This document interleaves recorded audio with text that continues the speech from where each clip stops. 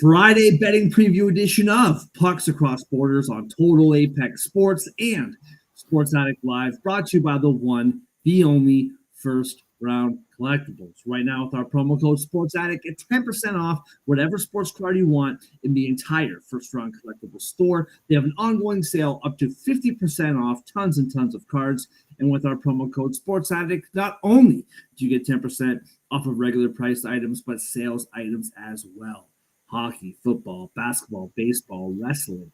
It's the big Mike Tyson fight tonight. Maybe you want a little commemorative Mike Tyson history in your portfolio. You can get that as well. All of it on firstroundcollectibles.com. Use promo code SportsAddict for 10% off regular priced and sales price items. That's the number one, STRoundcollectibles.com, firstroundcollectibles.com. First Round Collectibles, sports cards for sports fans. Yeah. Let's go. We just gotta go hard. I go the hardest. I bring the pain. Not what you used to. It's all part of the game. Yeah, I just gotta go hard. I just gotta go hard. Go hard. Go hard. Yeah. Oh yeah, the beast. And welcome to this Friday betting preview edition of Pucks Across Borders on Total Apex Sports. Good to be back. Day off yesterday. We did our Thursday betting preview on Wednesday, but we are back just in time for the weekend. Quite a few, only 5 games in the NHL tonight, all of them pretty compelling, as you poetically put it. Not all of them with necessarily potential playoff implications, but some pretty good games on the slate tonight. Pretty hectic night in the NHL last night, 10 games to go through as well. But first of all, as always, I am Mark Sauter. It's great to be back. And again, as always, my main man, Andre. How we feeling on a Friday, bro? Good to see you.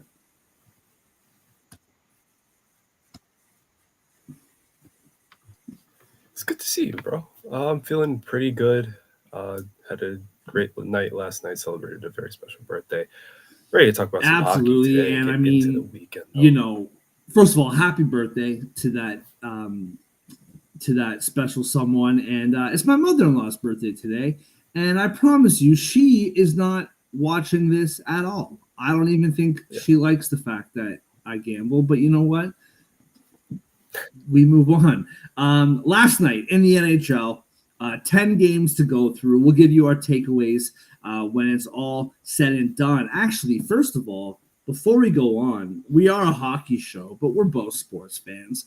Do you have any ounce of anything inside of you that wants to watch Mike Tyson, Jake Paul on Netflix tonight? Is this a part of your Friday evening?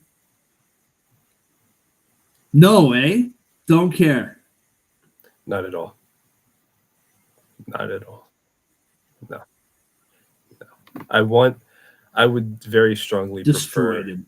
Yeah. if Mike Tyson not only won, but won via knockout, but genuinely couldn't care less. Yeah. And I feel very certain that it's Jake Paul's going to win, and it's probably rigged. Yeah, So, I mean, I'm with you in the last thing you That's my said. view on I that. mean, listen, man, like, isn't Mike Tyson like 58 years old? Like, no doubt the guy can still. I don't want to get punched by Mike Tyson even still at this age. But yeah, it feels like as much as Jake Paul is a very unlikable figure, at least in my eyes, I find him and his brother highly, highly annoying. He's a good boxer. Like, he's a good fighter. Like, he's fine. Like, you know, it is what it is. Lots of people I don't like are good at what they do, including myself. So I'm just kidding. That got dark in a hurry. But I'm with you, dude. I will watch it because I grew up watching Mike Tyson. I love me some Mike Tyson. I have his book, which is a random fact that, you know, it's a great book. Undisputed, lots of that guy lived That guy lived a life. He's only 58 years old, and he's lived a life. But I'll be watching it. Plus 194. Yeah. I'll waste my money on Mike Tyson tonight. But here's the hoping.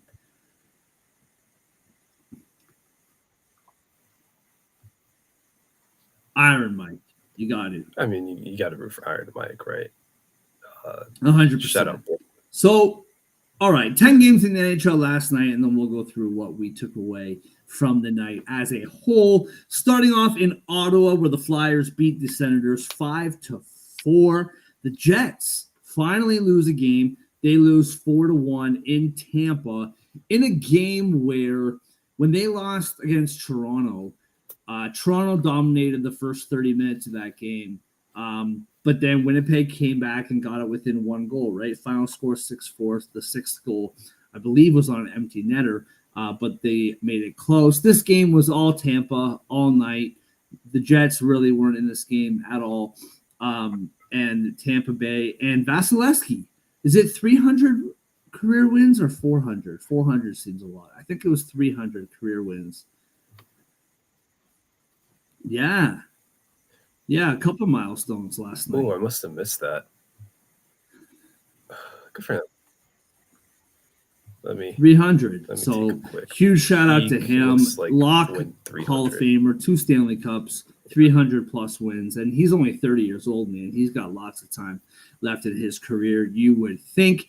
Before we get to you guys, the New Jersey Devils beat the Florida Panthers 6-2. They win the back-to-back games against Florida 10-3. Huge night for the Devils. Big win for them. Your guys, geez Louise, bro, beat the Sharks 3-2. 3-2. You guys find a way to win. It was 3-1. And Zetterlund makes it 3-2 with 30 seconds left in the hockey game. Timothy Liljegren. Now, when he was in Toronto, he wanted it pronounced Timothy Liljegren. And now he wants to be pronounced Liljegren. Very, very weird. He played almost 22 minutes of ice time last night, where in Toronto he was playing like 7 minutes. So Liljegren, not a great start, but Liljegren is playing great. It's very bizarre.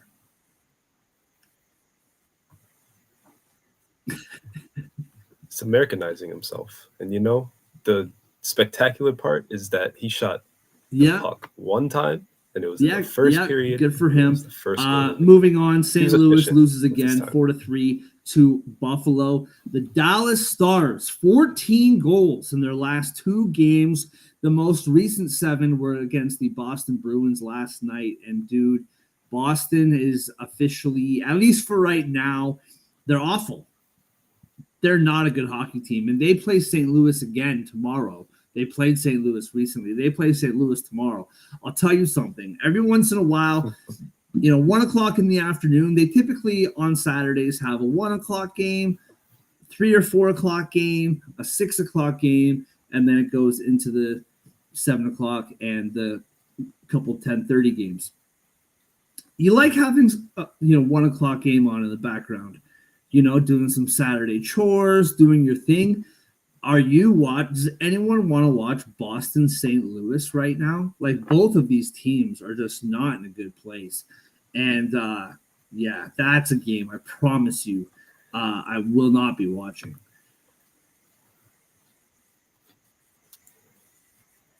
Yeah. I don't know. NHL Network's going to force me to watch it. Well, let me know what happens. 1 o'clock. Moving on, the Montreal Canadiens losing again 3-0 to the Minnesota Wild. And on a night where Connor McDavid got his 1,000th and 1,001st point in the NHL, huge shout out to him. It's incredible. 4th fastest player to do so. They beat the Nashville Predators 3-2 in overtime. The New York Islanders shocked the world 5-2 over Vancouver. Big win for the Islanders, clearly. And the Chicago Blackhawks lose to the Kraken 3-1 in what may have been the worst hockey game of the year. Just not a fun game to watch, not a good game. Darren Pang, I love me some Pang. Which sounds like a weird slang, but you all know what I mean. He was up here on TSN, or was it Sportsnet? He was up here for a long time before he moved down south. He was trying to convince the world that we're watching history. This is some sort of, great magical game. And it's like, listen, Panger, you're doing your best. I get it. But this game is brutal.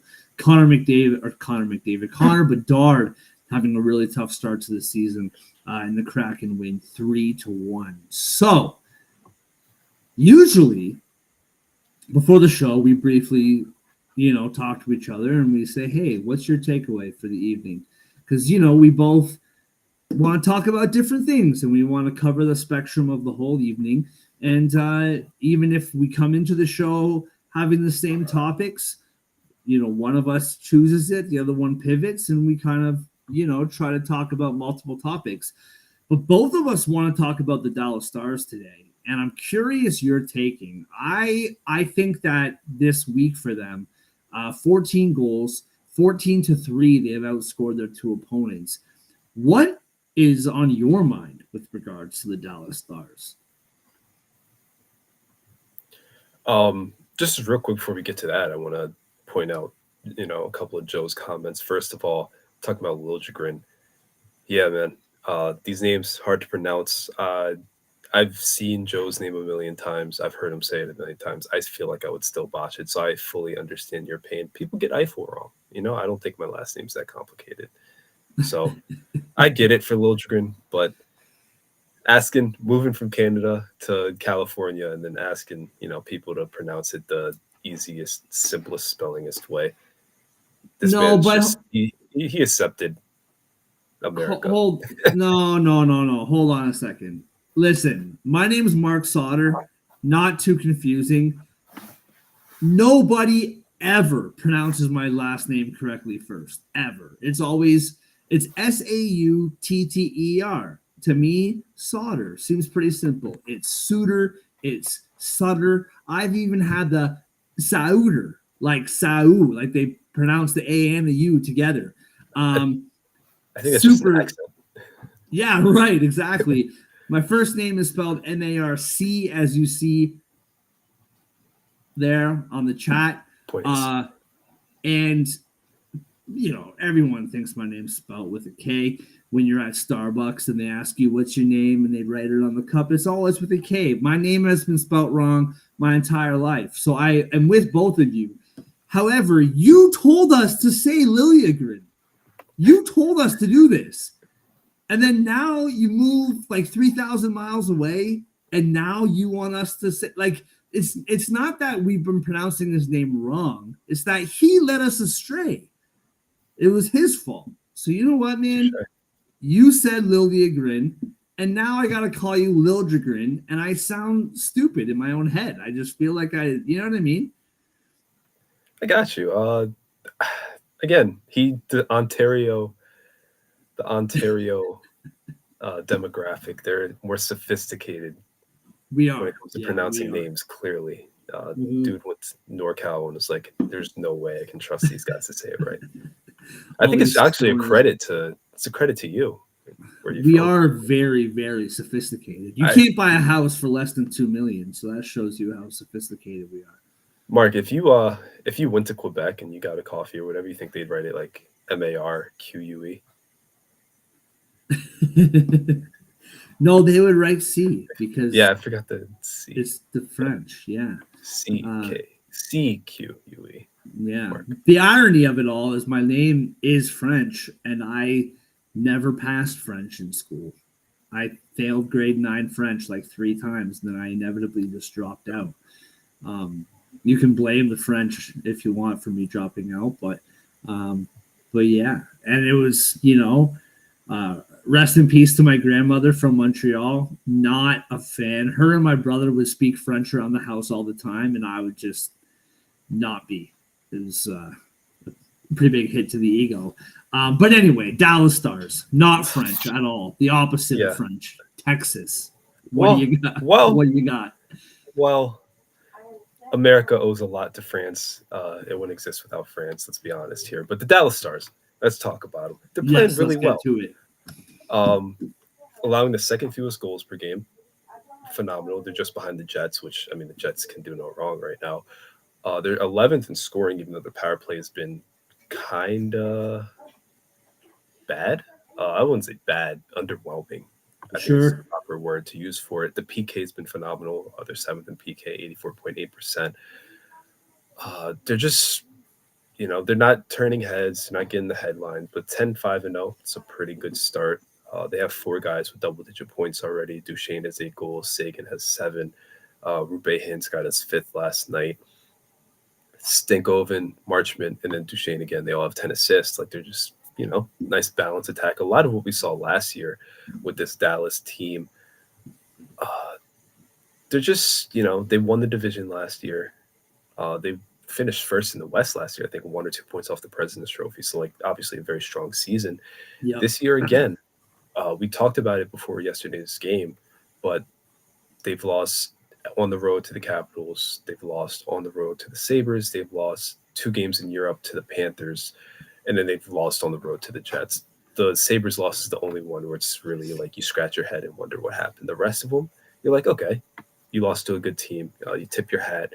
They fought, just couldn't come up with it. Otherwise, they're just smoking everybody. They swept Boston by a total of 12-4 this year.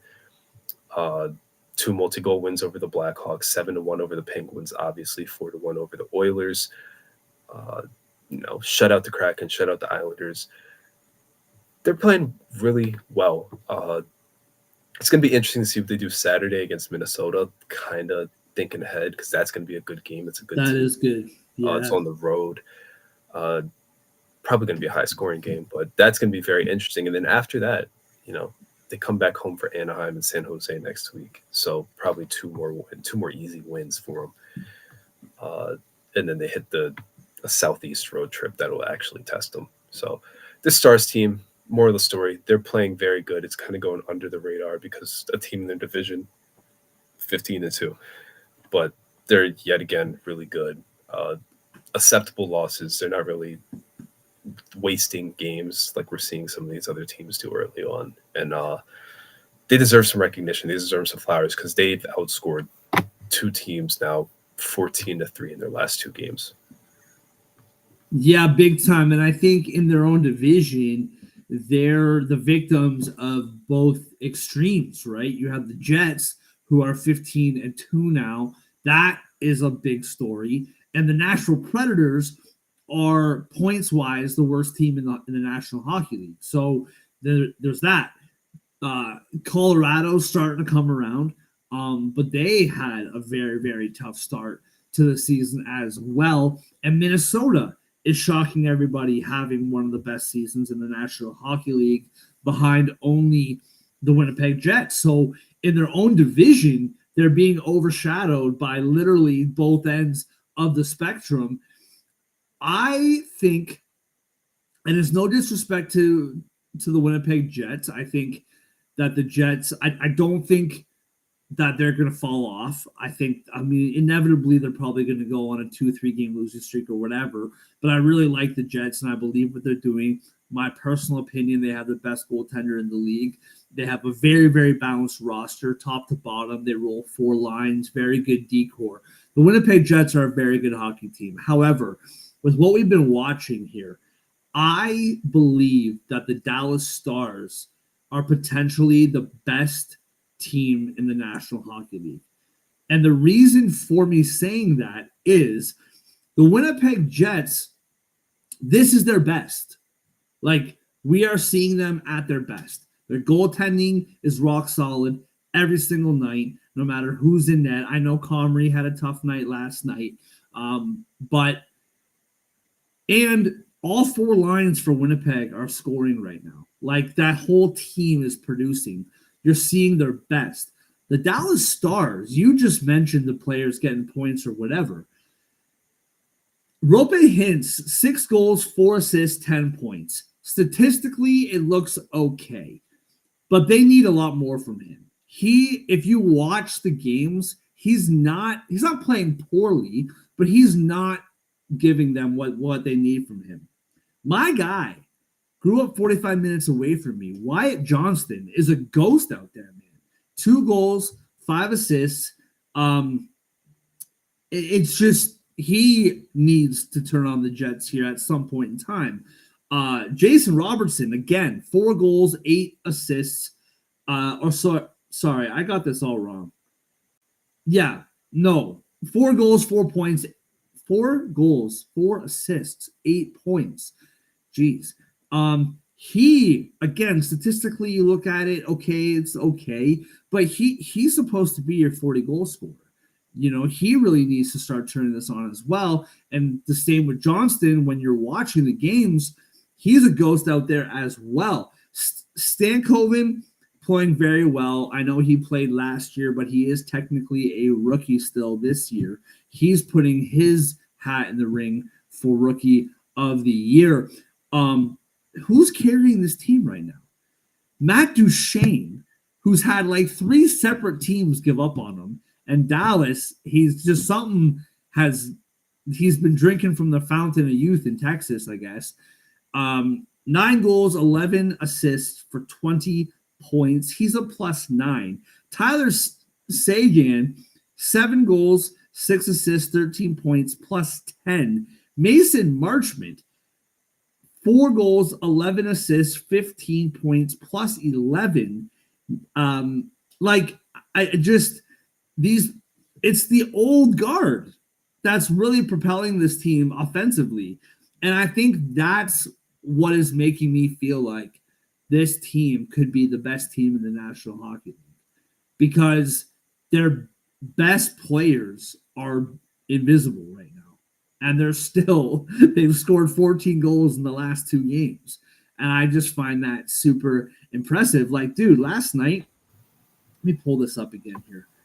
Last night against Boston, they have 7 goals, okay? 7.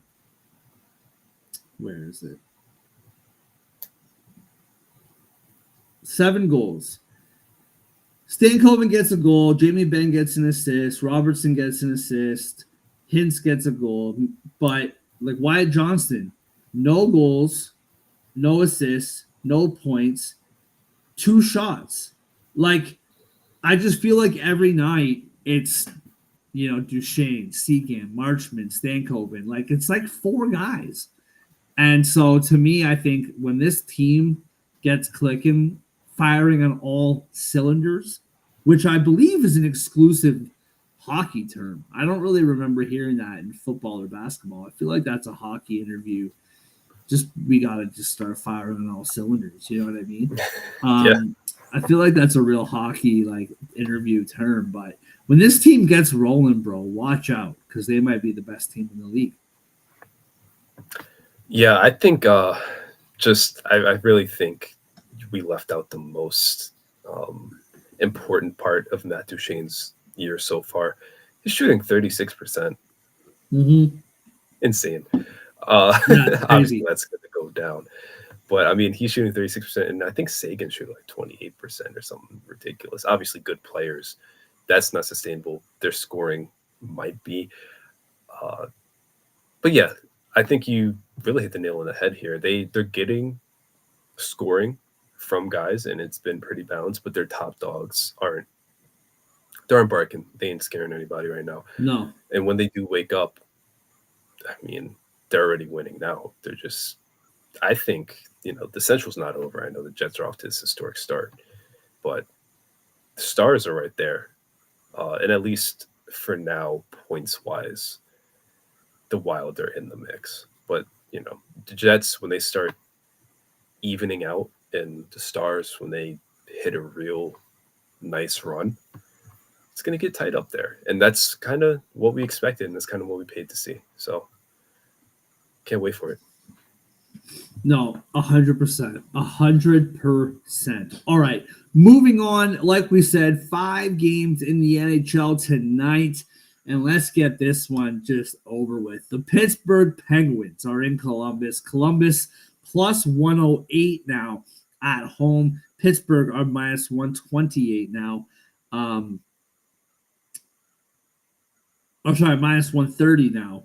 Minus 1.5 for Pittsburgh is plus 176. Plus 1.5 for Columbus is minus 220. The over is 6.5 at minus 128, and the under is plus 104. Andre, what do you got? Pittsburgh, Columbus. The worst time for these two teams to play.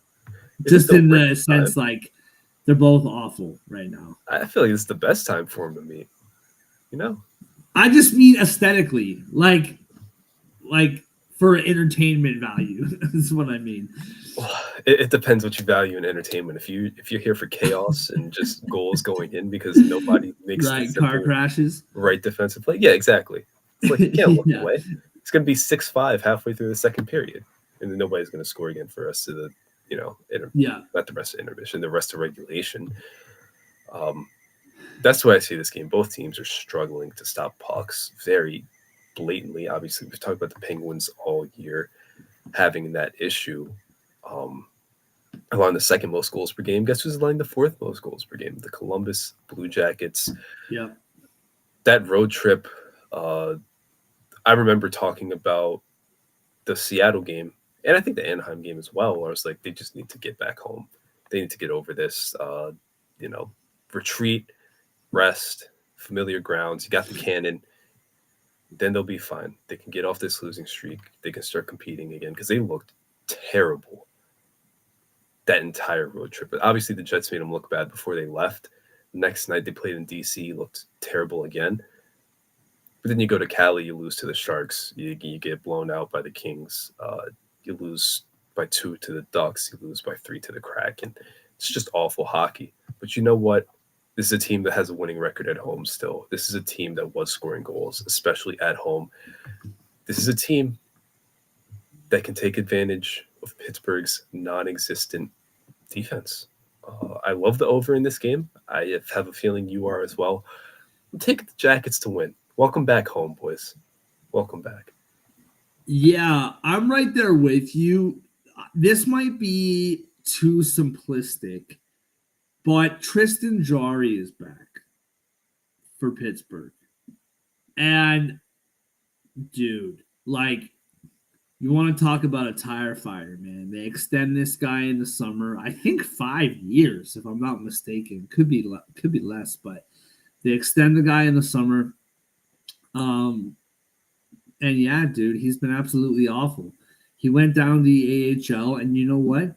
He hasn't been particularly good there either. I don't have his AHL numbers in front of me, but I know, like, just a few days ago, he was a gas can in the AHL, and now he's up, and I don't really know what to expect here. So until further notice, when Tristan Jarry is in net, I'm at least taking the over. Over 6.5 at minus 128. That's quite the price for an over 6.5, and I'm all over it. I'm right there with you. And I'm taking Columbus too, man. Listen, Pittsburgh, what I'm curious to see in this game from Pittsburgh is the first period. Because against Dallas, they gave up 6 in the first period. I know Dallas is a good team, but you can't, lose the game 7-1, okay? Everyone has one of those games. The Rangers have had one of those games. The Leafs have had one of those games.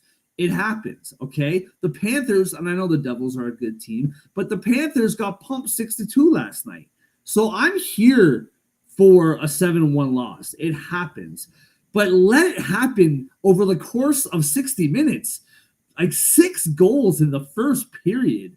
And then they go and play Detroit, and now, granted, they end up tying it up 2-2, and they go to overtime. They get the point, which whenever a team congratulates itself publicly for getting a point, that's tough.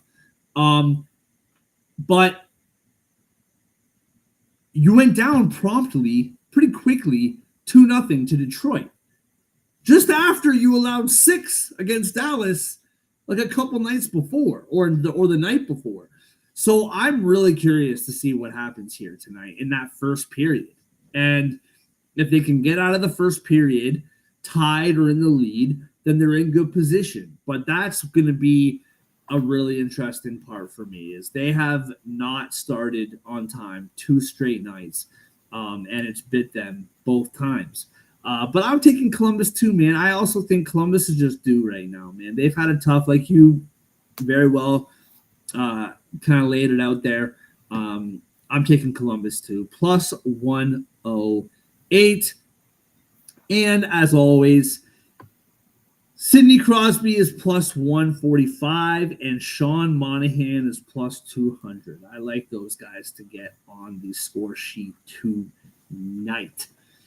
Moving on to what I think is the game of the night, and I don't think it's particularly close. I think there's some good games tonight, but to me, this is just an awesome, awesome matchup. The Washington Capitals are in Colorado after losing to the Maple Leafs on Wednesday. Spencer Carberry, former assistant coach for the Maple Leafs, may I add, made the point of saying that the way that they lost that game after being up 3-1 was embarrassing. So I'm curious to see how this team comes out and plays tonight. They are plus 140, which, I mean, I kind of know why, and we'll talk about this. Valerie Nichushkin is back in the lineup tonight, according to NHL.com. He is back in the lineup tonight after being in stage 3 of the Players Assistance Program since May 13th, I believe, 13th or 17th, since the second round of the playoffs. And he is back. And Jonathan Drouin is also back tonight, which is really, really good to see. So reinforcements are here for the Colorado Avalanche. We've been talking about this for the last little bit, and they are here. And I get all that, but they're minus 170, which I just think Washington, like, they've been playing really well, man. And I get it, follow the money, blah, blah, blah. But Washington, they can be an underdog in Colorado. That's fine. But plus 140 seems rich to me. Plus 1.5 for the Capitals is minus 170. Minus 1.5 for the Colorado Avalanche is plus 138. Like plus 138 for minus 1.5. You get those two players back, and all of a sudden they're going to stomp Washington 5-2. Like, I don't know, man. The over is 6.5 at minus 130, and the under is plus 106. Andre, what do you got, man? Is Nichushkin and Drouin enough to lay a puck line bet for Colorado? I'm struggling with that because I feel confident they're going to win. I'm not sure if I'm confident they can do it without requiring overtime, let alone by multiple goals. And I mean, it's more a credit to what Washington's doing this year. Just competing night in, night out. They can score goals. They're second in goals per game, actually, outscoring Colorado so far. So, I mean, when you talk about their issues stopping pucks in Colorado, Washington's going to be a problem. The over, obviously, I think is the best way to bet this game. 2 top 10 scoring teams in particular. With it being in Denver, I lean towards the Avs winning. I don't know if I'm trusted enough to take a puck line. I might just skip sides on this one because I don't really like the value there. But high scoring game. Colorado comes out on top is the way I read it. Yeah, I think I'm with you, man. I'm taking the over 6.5, and I don't really think I'm playing a side here either. What I'm curious, what makes me curious is just what we've seen from Vegas. I mean, for a million years, but specifically in the NHL over the last few weeks is more often than not, these favorites where you don't understand the line, they usually win, you know? And so I for that reason, like I find it, strictly from a Vegas point of view and kind of understanding why the odds are the way that they are, that plus 138 puck line is super curious to me, just because, like, usually, like we saw last night, man, we talked about it the other night with Winnipeg and Tampa Bay. Like, I didn't think, like, by the time the puck dropped, like Tampa Bay was like minus 150 favorites, which I just thought was outrageous, right? But look what happened. They win 4-1. So I'm kind of leaning on the puck line strictly from a what is Vegas doing here kind of perspective, but I'm definitely going on the over. As far as goal scoring, Ovechkin's plus 155. I think he keeps rolling. And why not, man? Valerie Nichushkin. This guy has been a contributor at a very high level for Colorado. Even in the past, when he has been on the players' assistance program and then come back, he's just fit seamlessly right in and started producing. He's plus 195 to score tonight.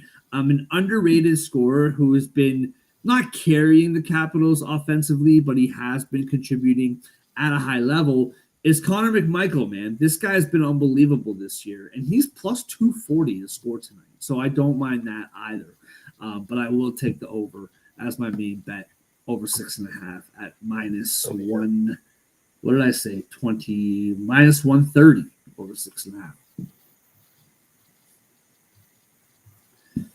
All right, moving on to Vegas in Utah, plus 108, the Utah Hockey Club. I still haven't forgiven them for just destroying my parlay a couple nights ago. You know what's funny? So we were on the air when that game was on live, and I wasn't watching that game. I had the Colorado Kings game on, but we're watching it kind of. I didn't realize that at the end of that game, remember we were talking about that 5-minute power play that the Hurricanes were on. Did you know? I found this out the next night or the next day. Did you know that the Hurricanes were on the power play for 7 straight minutes? I knew that they had a lot of power play time that period because every time I looked at the game, they were on the power play. And I was like, why are they always on the power play? I know. So I was aware that they had a very extensive amount of man advantage time. Had no idea it was 7 straight minutes at one point. 7 straight minutes. I can't remember who it was now. A player for Utah, clearly. I can't remember who it was, but he jumped a guy on Carolina and got 5 minutes for fighting plus a 2 minutes instigator. But if you look on the game sheet, I promise you, whenever there's a fighting penalty, you see Ryan Reeves 5 minutes for fighting, Matt Rempe 5 minutes for fighting. This score sheet is just like homeboy 5 minutes for fighting and nobody else. It's like, who is he fighting? He's just fighting himself 5 minutes. Like, it's just a weird thing. Like, you know what I mean? I love how on NHL.com they just have Michael Carson aggressor. Right, there you go. Not instigator. I mean, they have the fighting, but aggressor. Yeah, I found that funny. But Utah, they are home tonight against Vegas. Should be a good matchup, plus 108. Vegas is minus 130 on the road. They're actually, Vegas is now minus 128, and Utah is now plus 108, or 106 rather. Minus 1.5 for Vegas is plus 186, plus 1.5 for Utah, minus 235. The over is 6.5 at plus 108, and the under is minus 132. What do you got, man? Vegas, Utah. Do we think this Utah team can win 2 in a row? No. Okay, there you go. Vegas minus 130. I have minus 125 on DK. That's good enough for me to just take the money line. I know we've picked on them on the road a little bit, but they beat the Ducks on the road the other day. They beat the Oilers they have a 3-game point streak on the road, believe it or not. And if they didn't blow a lead in Seattle, could be 3 straight wins. They're kind of figuring it out on the road. They're better than this Utah team. They beat this Utah team 4-3 on November 2nd. We just don't trust the hockey club, as they're called, to win consecutive games.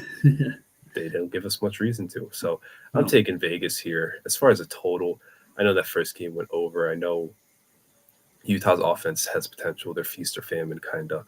That's what scares me away from picking a total in this game. You never know if Utah's going to score 4 goals or get shut out. So I'm just gonna stick with the Vegas money line because the odds are good enough to take it on its own. Yeah, I'm with you on the Vegas money line as well. I think you laid it out perfectly. I don't really have to add too much. Although I actually do like the under here. I do. I think the goaltending's been strong for Vegas, no matter who's in net. And I do like the under 6.5 at minus 132. The only thing that scares me about the under. For you, it's the fact that you never know how many goals Utah is going to score, and that's fair. For me, it's the fact, where is it? So Vamalka is back in net tonight, and he just stopped like 300 shots in one NHL game. So we all see this, right? We kind of know how this plays out. We see this in baseball all the time. A team wins 14-4 and they lose 1-0 the next night. Like this happens all the time in sports. Lamalka, incredible night of his life, and he's gonna get absolutely destroyed tonight. I just feel like that's the vibe. That's how it goes. So I know that's not super like deep and nerdy and stats and stuff. It's just the trend of sports, man. You have an incredible night like that when you're not really supposed to. No disrespect to him. He's a good goalie for sure. Like he's good, but he's not that good. And so when you have a night like that on the positive side of what you're not really expected to do, I feel like he's kind of due for a letdown already tonight. And so so that kind of worries me about the under, but I am taking the under and I'm taking Vegas as well on the money line. All right, moving on to Nashville, minus 130 on the road in Calgary. A hop, skip, and a jump from Edmonton last night where they lost 3-2. The Calgary Flames plus 106. Nashville Predators minus 128. Minus 1.5 is plus 186 for Nashville. Plus 1.5 for the Flames is minus 235. The over is 6.5 at plus 110. And the under is minus 134. Andre, you don't need me to ask you why this line, why is this line? You know exactly. You've done this show with me long enough to know that this line is stupid, in my opinion. What do you see? Faith in Calgary is fading just as much as hopium for the Predators continues to rise. I don't know why. Maybe they've lost 2 in a row in OT. Add a win to that, they have a 3-game point streak. You're like, wow, the Predators are back. Newsflash, that's a 1-2 record. I don't care. They have a 1-3-3 away record. If we take away the OT loss, the loser's point as it's known, they're 1-6 on the road. This Predators team has been bad this year. 5-9-3 overall. 5-12 if you take away the loser's point. If we're looking at just wins and losses, they are going to lose 2 out of every 3 times. That's what the numbers tell us. I know Calgary isn't playing well, but guess what? Every time we think the Predators are going to do something, they don't do it. They fall flat on their face. It's embarrassing. We want this team to be good. We were hyping them up all offseason. They're letting us down. Will they probably win this game just to spite my rant right now? Yes. Do I care? No. Calgary plus money at home. I'm taking them. Done. The only thing that I can get behind here, the only thing is that last night Scott Wedgwood played, and which means that UC Saros will be in the net tonight, who, despite his 4-7-2 record, is actually having a good season despite his defense just not showing up at all this year. 911 save percentage, 264 goals against. So that's something that you can kind of put your hat on and whatever. Listen, dude, you and I watch hockey every single night. And if you've watched this show at all, you've heard me rant about this before. I know why the odds are the odds, and there's stats involved, and the sharp money people are putting a bunch of money on certain sides, and I get it. I watch these games every night, and Calgary is a better team right now than Nashville. Just plain and simple. I know Calgary's had nights where they haven't been that great, but Calgary is a better team. They play harder, they fight harder. Right now, I mean, I know that they've fallen off since their hot start. They are 3-5-2 in their last 10 games. Nashville is 3-4-3 in their last 10 games. On the road, Nashville is 1-3-3, where at home Calgary is 5-3. Calgary is a better team than Nashville right now. That's it, plain and simple. Give me Calgary plus 108. I don't even. That's just the truth. Yeah, and Saros is still good. To your point, not a knock on him at all. He's trying his best. He's doing his part. You can stop 91% of the shots you face. If your team's not scoring, it really doesn't matter. No. And they're not scoring. They're 30th in goals per game. They consistently are getting 2s and 1s and 0s. So, yeah, there's no faith in this Nashville team right now. No, 100% not. It's not even, I don't think this is overly complicated. Like, Calgary has just been better. Like, it's kind of that simple. And to my point earlier, like, they have, let me see here. They have 19 points on the year. There's a 3-way tie for third place in the Pacific. They're only 3 points back of Vegas right now for the division lead. Now, will that be the case come the end of April? Probably not. They might make it to the playoffs, but they're not going to be, I don't think they're going to be 3 points back of the division lead in April. But as of this very minute, they're better than that. They just are. They're better than Nashville, and it's that simple. Yep. And so both Andre and I both taking Calgary. Yeah. I mean, at this point, everyone in the West has been better than Nashville. Yeah. Dude, hyperbole. Maybe not the Sharks, but yes, the Sharks. Lately, yes. I just mean for the season, that's maybe the only team you could say Nashville's for sure been better than. Oh, you know what? Thanks to Nashville losing in overtime last night and the Sharks losing in regulation, they are tied. The Sharks, Predators, and Chicago are all tied for second last in the NHL, where Columbus, Montreal, and Anaheim are tied for last in the NHL. And so Anaheim's played fewer games than all of them, like a few fewer games. Yeah, by a wide margin. Yeah. Yeah. Yeah. So that's the thing, man, is like with Nashville, you know, it's, I know this always sounds so bad where it's like such a knock on the other teams, but Anaheim, San Jose,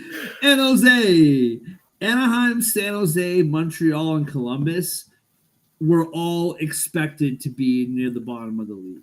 I had high hopes for Montreal, but realistically, like, this is where these four teams were supposed to be.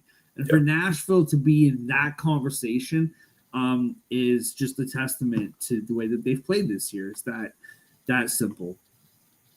Speaking of San Jose, the Anaheim Ducks are in Anaheim. They are home against the Detroit Red Wings.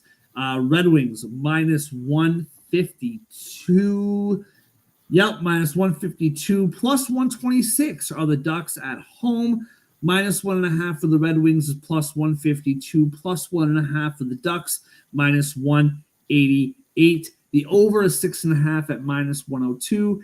And the under is minus 120. Andre, last game of the night on a Friday. What do you got? Detroit, Anaheim.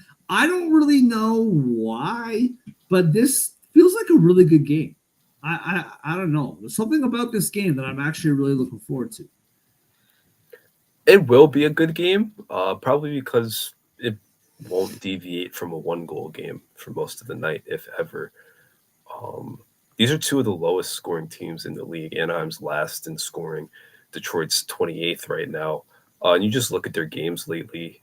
I see Anaheim, 5 of their last 7 finished under the total. One of them was a push. They only scored 1 goal in that game, which is why it was a push. You look at Detroit, their last 5 games finished under the total, and one of them was against the Penguins. Every Penguins game goes over the total. So, I mean, you just look at what these teams are doing, or I guess not doing when it comes to scoring. You're probably going to get like a 2-1 game, regardless of how many shots get up. It might be a really exciting, open-iced goaltender battle. We've seen Anaheim do that before. We saw them do it against the Penguins Yep. a week or two ago. So it's nothing new for them. This probably will be a good game.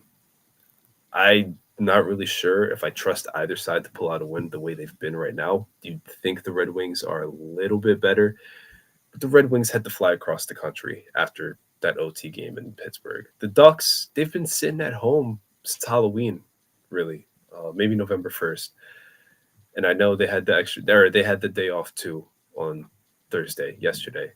A little bit rest, travel, that type of stuff favors them. But they're, again, not a better team, at least you would think.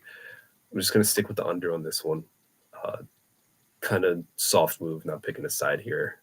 Part of me wants to lean Ducks, but I don't trust it enough. No, you know what? I agree with you 100%. And I not only do I agree with you, I agree with you more than you agree with yourself, if that's possible. Because I'm taking the alternate under 5.5 plus 132. I think this is going to be a really low scoring game. Both goaltending for both sides has been really strong. John Gibson's in net tonight for Anaheim. He had a terrific season debut just a week ago on Sunday. He had a terrific night again. I know it was Columbus, but Columbus had a really strong third period, and John Gibson was there to shut the door. And so I'm here for it. I like under 5.5, the alternate total at plus 132, and that's my favorite bet of this game. I'm not taking props. Taking props for Anaheim is just who knows what's going to happen. I will say, though, in FanDuel, they have a parlay hub where all the most popular parlays that are bet are all there, whatever. Dylan Larkin, DeBrincat, Kane, and Vetrano all to get 3+ shots. And Terry. Oh, yeah. And Troy Terry as well to get 3-point shots. And Zellweger to get 2+ shots. All 6 of those guys, Larkin, DeBrincat, Kane, Vetrano, Terry to get 3 shots, Zellweger to get 2 shots. That is plus 1408, which is kind of a fun $10 bet, and just kind of see what happens. But overall, I'm taking the under 5.5 at plus 132.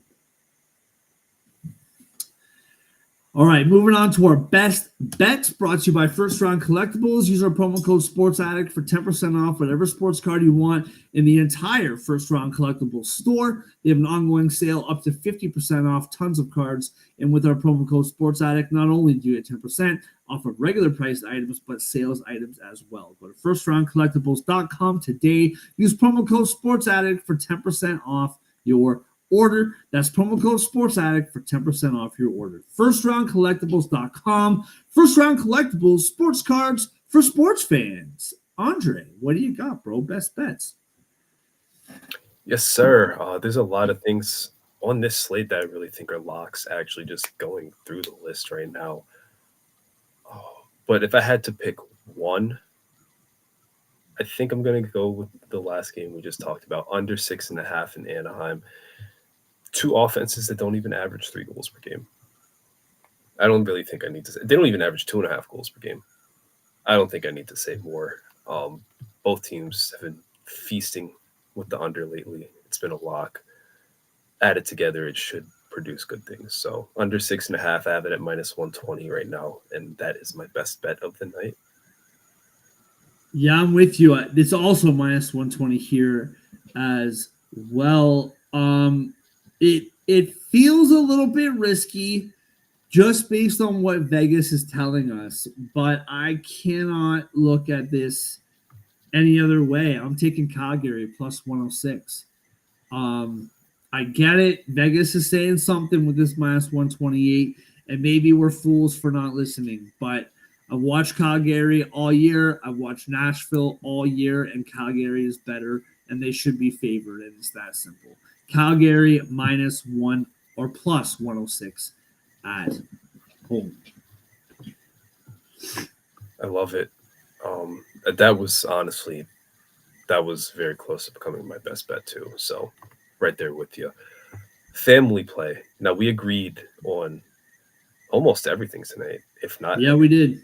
The Vegas money line we really liked. It's minus 125 for me. I think minus 130 for you. It's not bad. Over 6.5 in Denver. Minus 130. I have it right now. Two top 10 scoring teams. We like that one. Over 6.5 in Columbus. The Penguins and Jackets can't stop a nosebleed. So got some good options left. Dude, I like having something on that Washington Colorado game. I like that over. And you're right, bro. We did agree a lot tonight. This is the one good thing about John, dude. We miss John. He just always disagreed with us. And that's always good for entertainment value. Yeah. That dude just, I think he did it on purpose. I think he was just like, I don't want to be like these guys. They don't know. Yeah, 100%. Yeah. Very rebellious. Very Classic rebellious. John. Yeah, classic. But yeah, I like that over 6.5 for Washington, Colorado. Boom. What is your parlay? I'm at plus 555. Under 6.5, Detroit, Anaheim minus 120, Flames plus 106, over 6.5 for Washington, Colorado minus 130. I am at plus 568. Oh, well played. Well played. Yes, sir. Yes, sir. Everybody. Oh, actually, before we move on, just really quickly, one last thing. I'm just on FanDuel and I'm looking at the games for tonight, and they're all in a row, right? You got the 5 games tonight, and it bleeds into the games for tomorrow. St. Louis is bad. Got a lot of injuries. They're bad. Boston, they're bad right now. Boston is minus 220 favorites against St. Louis, plus 180. That feels wrong. Does it? Dude, Boston sucks. They're awful right now, man. St. Louis sucks, though. I mean, St. Louis is a worse goal differential than Nashville. Just spent like 10 minutes bashing Nashville. Yeah, fair enough. That's fair. What are they doing to us tomorrow, man? St. Louis, Boston, 1 o'clock. Islanders, Kraken, 4 o'clock. That's the afternoon games you have for us tomorrow? They're putting all the ugly ones early, for the college football crowd. Because you got Oilers Leafs at 7. Everybody wants to see that anyway. If you don't get that, you got Jets Panthers. Hello. Good game. Devils Lightning could be a sneaky, 6-5, 5-4 type game. 2 really good teams. They're just avoiding the football crowd. And all those good games are sandwiched right between Chicago, Vancouver as the only 10 o'clock game. Come on. I was trying to ignore that part. They really want me to not watch hockey and spend some time with my wife. That's what they're saying. They're speaking to me directly. Mark, you have a problem. Turn this off and spend some time with your wife. She forgets what you look like. So, anyway, I thought that was interesting. I'm starting to forget what you look like. Yeah, I gotta shave soon, but I don't know, maybe tomorrow. We'll see what happens. Yeah. Everybody, thank you so much for watching, as always, whether you're watching live or, I guess, if you're watching later, then this entire show is irrelevant. We appreciate you in the rest. with us on Total Apex or on my channel, Sports Addict Live. We appreciate you. First Round Collectibles, we appreciate you. Promo code Sports Addict for 10% off. Speaking of Total Apex Sports, shout out to them. Check out all of their great content on totalapexsports.com. Have a great weekend. We will see you all on Monday.